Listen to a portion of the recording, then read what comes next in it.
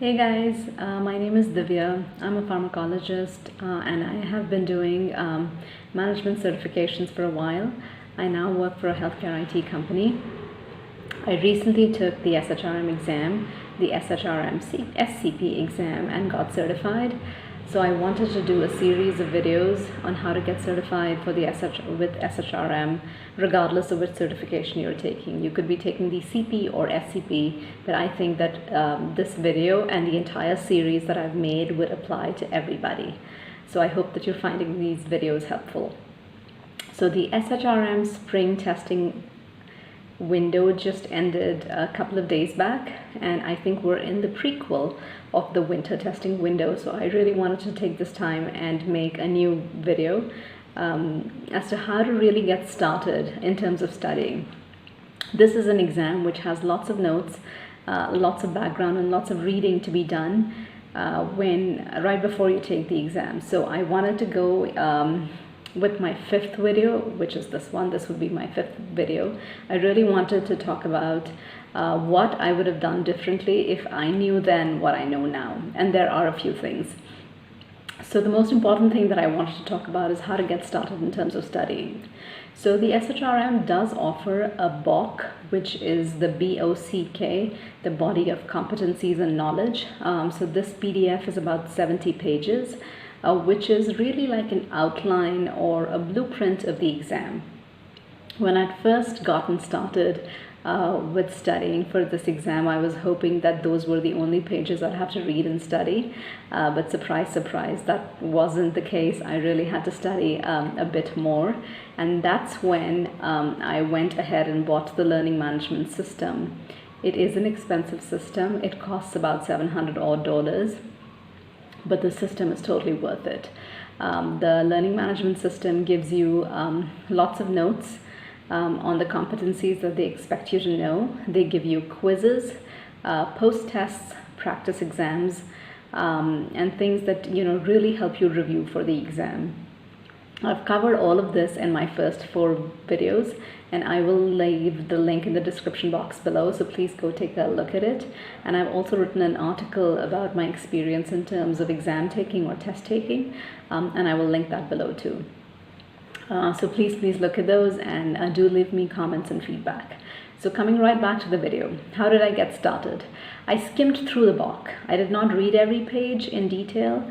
I did not make notes, definitely did not memorize anything, but I literally skimmed through it and then went ahead and bought the learning management system. So the way the learning management system breaks things up is that it divides it into behavioral competencies and the technical competencies. The behavioral competencies have 3 clusters. You have the leadership cluster, which is number 1 in order, and then you get the business cluster, interpersonal, and then it moves on to HR expertise or technical competencies, which basically constitute the knowledge areas. So if you are a real HR professional, unlike me, then you would really know the technical competencies like the back of your hand. You probably know most of these really well. So if I were to do things differently, and if I were to go back in time, I'd probably start off with the technical competencies first, which consist of people, organization, and workplace. These are things that you definitely need to know as an HR professional, and they are a little more voluminous than the first 3 clusters, which constitute the behavioral competencies. So I remember getting through all 3 clusters of leadership, business, and interpersonal, and thinking, hey, I'm 50% done. So 50% of the exam is over, right? Except that is a shorter end of the entire syllabi. And most of the things, the details, the nitty-gritties lie in the technical competencies. This is really a personal opinion. So going back, as I said, I would rather do people, organization, and workplace first, and then move on to leadership, business, and interpersonal. But if you think that you want to do something relatively less voluminous first, then please begin with behavioral competencies.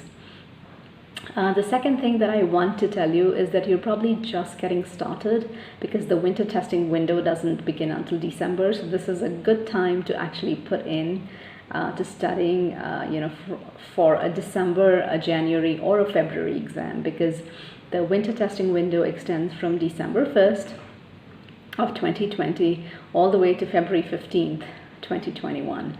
So you'll have about 2.5 months to take the exam. You can schedule the exam at any time, so you can schedule it now if you want.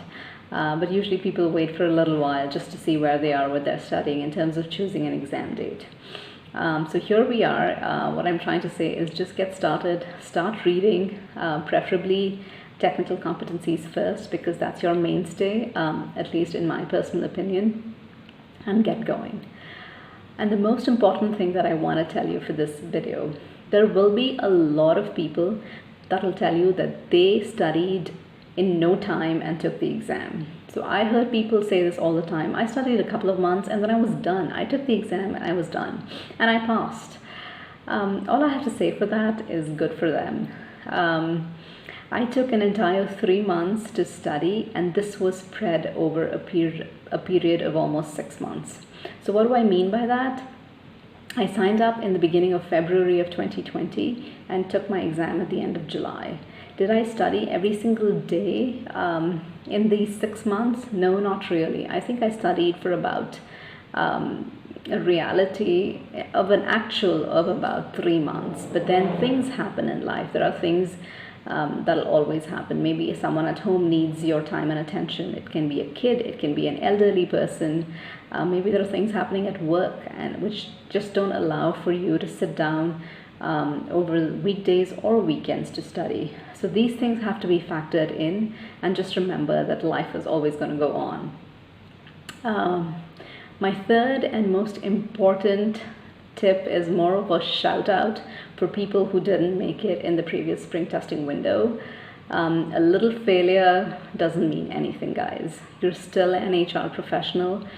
You still know a lot, and all you need to do is just change and shake things up a little bit of a change in pattern, and you're going to get certified. So if I can help you in any way, please reach out to me. You guys have my email, you have my phone number. And you can always leave a comment in the description box below, and I do respond to those comments.